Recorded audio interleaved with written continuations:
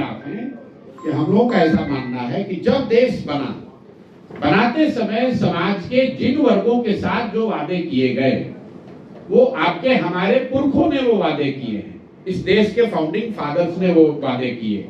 अगर उन्होंने कहा कि देश सेकुलर रहेगा तो आपके हमारी ये जिम्मेवारी है कि उन वादों के प्रति हम ईमानदार रहें, वादा खिलाफी न करें। अगर संविधान में जो बात कही गई है उसमें कोई परिवर्तन आप लाना चाहते हैं तो जिस वर्ग को वो परिवर्तन प्रभावित करेगा उस वर्ग को जब तक आप कॉन्फिडेंस में नहीं लेंगे तब तक वो मान्य नहीं होगा। आप मुसलमानों की बात छोड़िए, किसानों के लिए मोदी जी ने एक कानून बनाया, किसान उससे सहमत नहीं हुए तो क्या पूरे देश में उसका विरोध नहीं हुआ? क्या किसानों पर बनाए गए कानून को उनको वापस नहीं लेना पड़ा? इसलिए हम लोग वक्फ के खिलाफ में हैं, क्योंकि ये वादा खिलाफी है उन मुसलमान भाइयों के साथ, वादा खिलाफी है जिनको देश के बनते समय ये वादा किया गया कि भाई आपके इन चीजों के साथ छेड़छाड़ नहीं की जाएगी या देश सेकुलर बना रहेगा। तो हम लोग हर परिवार में भी कहते हैं कि अपने बाप दादा के कहे हुए बात का सम्मान करना ये ही सनातन धर्म की रिवायत है, मुसलमानों की तो कोई बात ही नहीं है इसमें। और जो कानून बन रहा है, भाजपा वाले तो दोषी है ही, ये तो हिंदू मुसलमान करते ही है, मुसलमानों को डराने का प्रयास करते हैं, लेकिन इसका बड़ा दोष नीतीश कुमार के सर पर भी है, क्योंकि आज अगर नीतीश कुमार वक्फ के पक्ष में न खड़े हो, उसके लिए वोट न करें तो ये कानून नहीं बन सकता है, क्योंकि दिल्ली की सरकार उनकी मेजॉरिटी नहीं है। इनके सांसद जो बिहार से जीत कर गए हैं, अगर ये लोग वक्फ के पक्ष में वोट न दें तो किसी भी हालत में कानून नहीं बन सकता है। इसलिए नीतीश कुमार जी से, उनके दल के लोगों से मेरा आग्रह है कि अभी से भी चलिए। अगर आप जेपी और लोहिया की बात करते हैं, गांधी का चित्र लगाकर राजनीति करने का दावा करते हैं, तो गांधी के बताए हुए मार्ग पर चलिए, गलत बात मत कीजिए, वादा खिलाफी मत कीजिए। भाजपा को भले मुसलमानों ने न बनाया हो, लेकिन नीतीश कुमार को मुसलमानों ने बनाया है। जहां पर आज नीतीश कुमार बैठे हुए हैं, 2015 में जब इनकी बुरी तरह हार हो गई थी, मेरी मदद से चुनाव लड़ रहे थे, तब अगर मुसलमानों ने, बिहार के मुसलमानों ने नीतीश कुमार के पक्ष में, महागठबंधन के पक्ष में वोट नहीं किया होता तो आज नीतीश कुमार कहीं नहीं रहते। तो जिन मुसलमानों ने आपके लिए लाठी खाई, लाइन में लगे, आपको मुख्यमंत्री बनाया, भाजपा के खिलाफ लड़ाई में आपकी मदद की, उनके खिलाफ इस तरह का कानून बनने में आप सहयोग न करें, ऐसा मेरा आपसे आग्रह है। और सारे जो मुस्लिम साथी आज जदयू से जुड़े हुए हैं, उनसे मैं कहूंगा कि आप लोग अभी से भी मुख्यमंत्री को लिख कर दीजिए कि वो वक्फ के पक्ष में मतदान न करें, और अगर वो करेंगे तो सारे मुस्लिम साथियों को जदयू छोड़ देना चाहिए, ताकि नीतीश कुमार को भी सबक मिले कि अगर वो वादा खिलाफी करेंगे, पीठ में छुरा घोंपेंगे, तो उस समाज का कोई आदमी उनके साथ खड़ा नहीं होगा, चाहे वो मुसलमान हो या बिहार का युवा हो। आप अगर वादा खिलाफी करते हैं तो लोकतंत्र में हम लोग के पास यही अधिकार है कि हम लोग आपका साथ छोड़ दें, आपका साथ न दें, आपको वोट न दें, आपके साथ खड़े न हो। सर, आपके ब्रोशर में 2000 रुपए देने की बात महिलाओं को की गई, युवाओं को भी आप सहायता राशि देने की बात करते हैं। बात होती है कि केंद्र सरकार पर वर्ल्ड बैंक का बहुत सारा लोड है, ऐसे में आपकी क्या रणनीति है? कैसे आपने कभी पढ़ाई नहीं कि हम लोग क्या कह रहे हैं? हम लोग ये कह रहे हैं कि 15 साल से कम उम्र के बच्चों को हम लोग विश्व स्तरीय पढ़ाई की व्यवस्था करेंगे। हम लोग कोई फ्री में कुछ देने की बात नहीं कर रहे हैं। दूसरी बात हम लोग कह रहे हैं कि 15 साल से 50 साल के उम्र के लोगों को हम लोग बैंकों के माध्यम से पूंजी की व्यवस्था करेंगे, और सब्सिडाइज रेट पर, सरकारी गारंटी पर 4% ब्याज पर लोगों को पूंजी उपलब्ध कराएंगे, ताकि लोग रोजी रोजगार कर सके। उनको भी कुछ फ्री में नहीं दे रहे हैं। सिर्फ और सिर्फ 60 साल से ज्यादा उम्र के लोग, महिला पुरुष या दिव्यांग और जो विधवा हैं, जो लोग वापस जाकर पढ़ाई नहीं कर सकते हैं, रोजी रोजगार नहीं कर सकते हैं, उनको हम लोग 400 रुपए जो पेंशन मिलता है उसको बढ़ाकर 2000 रुपए करने की बात कर रहे हैं। तो बिहार के, एक मिनट, बिहार का बजट है 3 लाख करोड़ रुपया। अगर उसमें से 60 वर्ष से ज्यादा उम्र के महिला पुरुष को 2000 रुपया महीना दिया जाए तो वो करीब करीब 3% राशि होती है। तो हम लोग की अपनी सोच ये है कि 3 लाख करोड़ रुपए के बजट में बिहार के वृद्ध लोगों का या असहाय लोगों के लिए 3% राशि अगर खर्च की जा रही है तो वो गलत नहीं है। बाकी हम लोग फ्री में सब कुछ दे देंगे, इसके खिलाफ हैं। ये राजद नहीं है। राजद वालों ने कहा कि हम 2500 रुपया दे देंगे। आप लोग सब पत्रकार हैं, आपके पास मोबाइल फोन है, मोबाइल फोन में कैलकुलेटर है, जरा आप जोड़िए। बिहार में 6 करोड़ महिलाएं रहती हैं। अगर आप हर महिला को 2500 रुपया महीना देंगे तो साल भर में करीब करीब 1,55,000 करोड़ रुपया खर्च आएगा। बिहार का योजना बजट है 1 लाख करोड़, और उसमें आप 1.5 लाख करोड़ रुपया दे दीजिएगा, महिलाओं को कहां से पैसा आएगा? तो ये तो सामने से बताया जा रहा है कि हम झूठ बोल रहे हैं, इसको मानने वाले नहीं है। जैसे उन्होंने वादा किया पिछली बार कि हम 10 लाख लोगों को नौकरी दे देंगे, उसी तरह कह रहे हैं हम सबको 2500 रुपया दे देंगे। ये तो जनता के सामने है। मूर्ख से मूर्ख व्यक्ति भी ये समझ सकता है कि झूठ बोला जा रहा है। देश में बिहार की बात छोड़िए, दिल्ली और गोवा को छोड़ दीजिएगा, 1-2 और छोटे राज्यों को, तो कोई राज्य ऐसा नहीं है जो अपने दम पर 2500 रुपया या 2000 रुपया समाज में हर व्यक्ति को, हर महिला या पुरुष को दे सके। ये संभव नहीं है।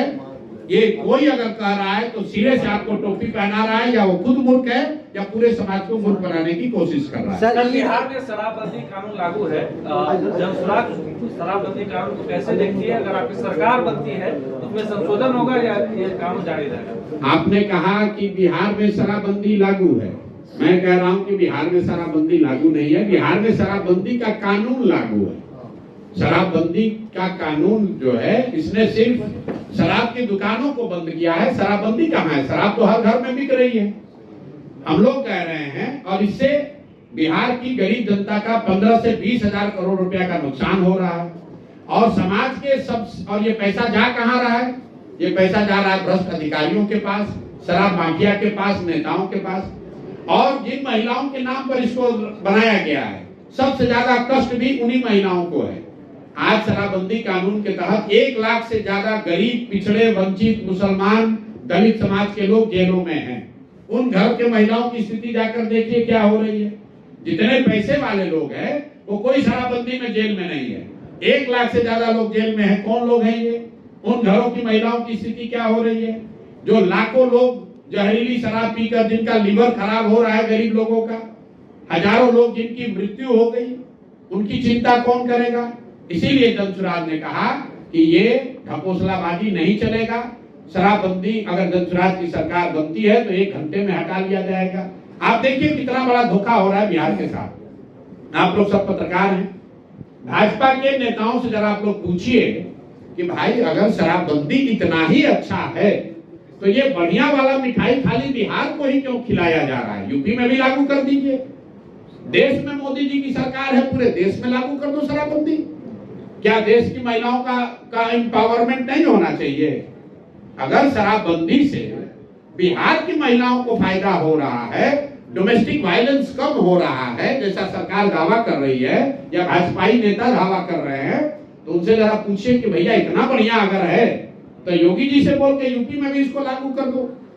मोदी जी को बोलो कि पूरे देश में लागू कर दे। बिहार के लोगों को इतनी भी नहीं समझ है कि अगर शराबबंदी से फायदा होता तो भाई दूसरे राज्यों में भाजपा वाले इसको क्यों नहीं लागू कर रहे हैं? ये अच्छी वाली मिठाई बिहार के लोगों के लिए क्यों बचा के रखा गया? इसलिए हम लोग बिल्कुल इसको सिरे से खारिज करते हैं। ये ढकोसलाबाजी है, पैसा कमाने का रास्ता है, और गरीब लोगों का इससे शोषण हो रहा है, बिहार का नुकसान हो रहा है। इसलिए वोट मिले न मिले, चाहे जितना दबाव हो, हम लोग स्पष्ट कर रहे हैं कि सरकार बनी तो 1 घंटे में ये ढकोसला वाला शराबबंदी का कानून हटा दिया गया। सर, ईद को लेकर जातीय राजनीति हैं? देश की गिनती जी, छोटे बच्चे दिल्ली पंजाब में काम करते हैं जी, ये कब रुकेगा? जनसुराज की सरकार बनी तो साल भर में मजबूरी में किया जाने वाला पलायन रुक जाएगा। कैसे रुकेगा ये भी बताया कि पूंजी के पलायन को रोककर बुद्धि का पलायन रोका जाएगा। और जिस दिन पूंजी और बुद्धि का पलायन बिहार से रुक गया, उस दिन श्रम का पलायन अपने आप रुक जाएगा। पूंजी के पलायन को रोकने के लिए जो जानकारी आपको दे रहे हैं, बिहार में हर साल बिहार के बैंक 2 लाख करोड़ रुपया से ज्यादा पैसा जो बिहार के लोगों का है वो दूसरे राज्यों में ट्रांसफर कर रहे हैं। ये पूंजी का पलायन है। आप यहाँ से लोग जाते हैं, वो आपको दिखता है। बैंकों से लाखों करोड़ रुपया बिहारियों का जो दूसरे राज्य में जा रहा है वो आप नहीं देख रहे हैं। पिछले वर्ष 2,60,000 करोड़ रुपया यहाँ के बैंकों ने बिहार से दूसरे राज्य में भेजा है। तो पूंजी का पलायन जिस दिन रुकेगा तब बिहार से पलायन रुकेगा। दूसरी बात, पलायन रोकने के लिए हम लोग क्या कह रहे हैं कि मनरेगा को कृषि से जोड़ा जाएगा, ताकि कृषि आधारित जो मजदूर हैं, एक और मजदूर हरियाणा पर पंजाब में जाकर खेती कर रहे हैं और दूसरी ओर यहाँ खेती करने वाले लोगों को मजदूर नहीं मिल रहे हैं। तो हम लोग ये कह रहे हैं कि मनरेगा के किसान को, मनरेगा के तहत मजदूर को किसानी करने वाले से जोड़ा जाएगा। आप देख रहे हैं कि बिहार में मखाने की खेती हो रही है, उसमें मजदूरों की बहुत बड़ी संख्या की जरूरत है। तो जो भी किसान धान गेहूं की खेती छोड़कर नगदी फसल की खेती करेगा, प्याज उगाएगा, आलू उगाएगा, लहसुन उगाएगा, मखाना उगाएगा, मसाला उगाएगा, उसको मनरेगा के तहत मुफ्त मजदूर दिए जाएंगे, ताकि यहाँ से कृषि आधारित मजदूरों का पलायन रुके। और तीसरी बात जो मैंने आपको बताया कि बिहार में अगले 5 वर्ष के लिए कम से कम हम लोग को विशेष राज्य का दर्जा नहीं चाहिए, हम लोग को किसी से मदद भी नहीं चाहिए। बिहार सरकार के पास इतना पैसा है कि अगर हम लोग 4% ब्याज पर यहाँ पर घर घर लोगों को लोन उपलब्ध करा दे तो बिहार के लोगों में वो ताकत है, मेहनत करने का जज्बा है, घर घर में रोजी रोजगार होगा, उससे पलायन रुकेगा।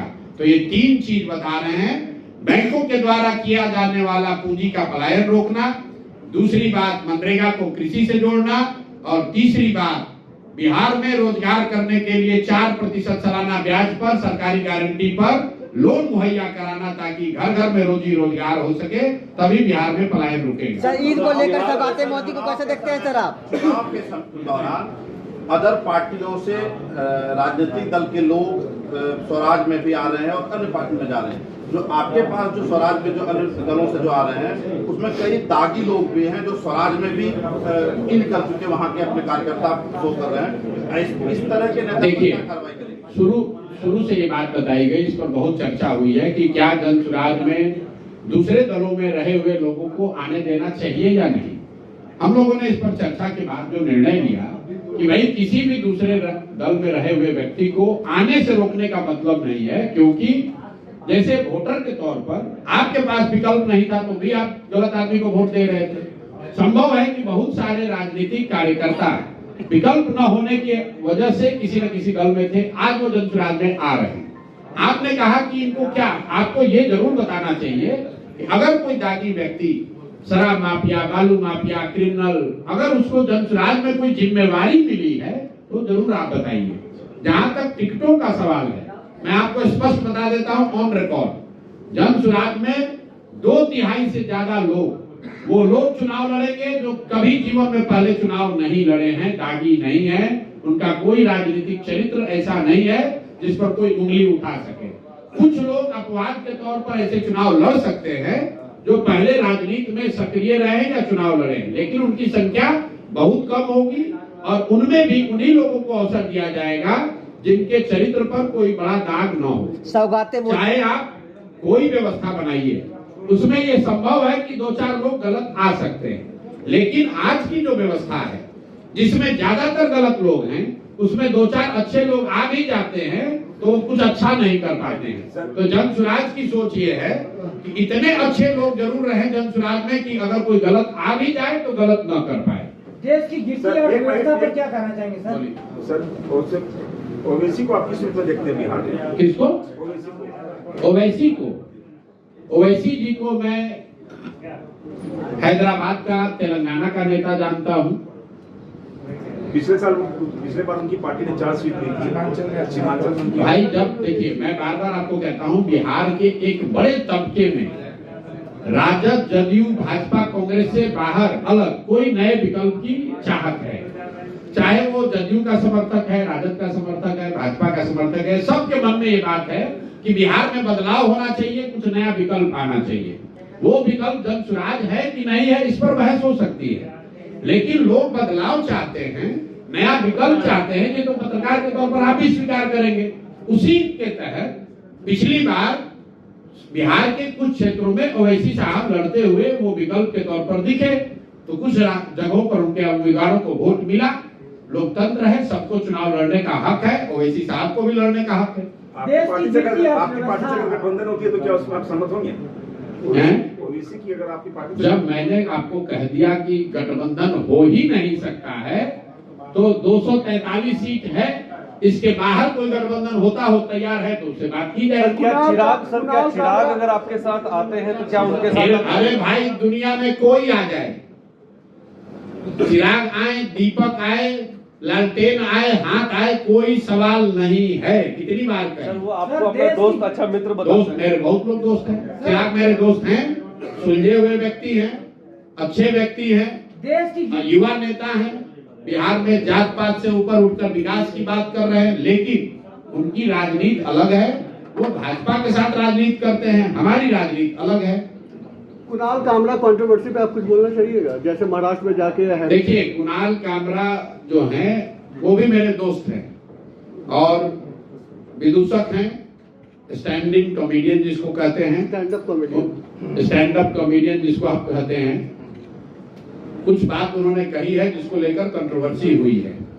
अब जो बात उन्होंने कही है उसकी जांच होने दीजिए, लेकिन जहां तक मैं उस व्यक्ति के बारे में जानता हूं, उनका कोई अल्टीरियर मोटिव नहीं है। वो आदमी, जो लोग ये समझ रहे हैं कि राजनीति करेगा, वो आदमी राजनीति नहीं करेगा। वो आदमी रहता है पुडुचेरी में और वहां पर ऑर्गेनिक फार्मिंग का काम करते हैं, साथ में कुछ ये स्टैंड अप कॉमेडियन का भी काम करते हैं। उस आदमी के दिल में कोई राजनीतिक विद्वेष वाली बात नहीं है। ये लोग देश को प्यार करने वाले लोग हैं। शब्दों के चयन में कुछ गलती हो सकती है, आप उससे सहमत असहमत हो सकते हैं। अगर उन्होंने शब्दों के चयन में कोई गलती की है तो जो यहाँ का कानून है उसके अनुरूप उन पर कार्रवाई होनी चाहिए, लेकिन वो व्यक्ति देश के या देश के संविधान के प्रति श्रद्धा रखने वाले लोग हैं, इतना तो मैं कह सकता हूँ। सर, सपा सांसद ने एक राज्यसभा में सर सीमांचल के इलाके में है और सीमांचल में शिक्षा, भ्रष्टाचार ये तो मुद्दा है ही, लेकिन चुनाव आते ही कुछ और मुद्दा हो जाता है। घुसपैठ पे चर्चा होती है, लव जिहाद पे चर्चा। अरे भाई, ये अमित शाह आएंगे तो इसके अलावा क्या बात करेंगे? सीमांचल में क्या होगा? चंपारण में भी जाकर यही बात करेंगे, यूपी कुशीनगर में भी जाकर यही बात करेंगे, बंगाल जाएंगे तो यही बात करेंगे। मोदी जी ने जो भाषण राजस्थान में दिया वो सीमांचल में आकर थोड़ी न दिया था। क्या आपका भैंस चोरी हो जाएगा? क्या लगता है, ये मुद्दा है या नहीं है? ये घुसपैठ। भाई देखिए, राजनीति में मुद्दा हो या ना हो, उसको मुद्दा आदमी बनाता है। अब लालू जी आएंगे तो वो भी मुद्दा बनाएंगे, तभी तो मुसलमान डरेगा, तभी तो उनको वोट देगा। जब आपने काम नहीं किया, सीमांचल की इतनी बड़ी मुसलमानों की आबादी लालू जी को, कांग्रेस को वोट देती रही है और उनके बच्चों का कुछ भला नहीं हुआ, तो अब आकर आप क्या कहिएगा? कोई ना कोई कहानी बताइएगा, उनको डराइएगा, उनको बताइएगा कि भाजपा वाले आके तुमको भगाने वाले हैं। भाई, किसी से डरने की जरूरत नहीं है। देश का संविधान है, हर नागरिक को अधिकार है और कोई किसी को डरा नहीं सकता है। हर व्यक्ति को अपने बच्चों के भविष्य के लिए जो सही लगे उसको चुनना चाहिए, उसको आगे वोट देना चाहिए, उसके साथ खड़ा होना चाहिए। बहुत बहुत धन्यवाद भैया, हो गया।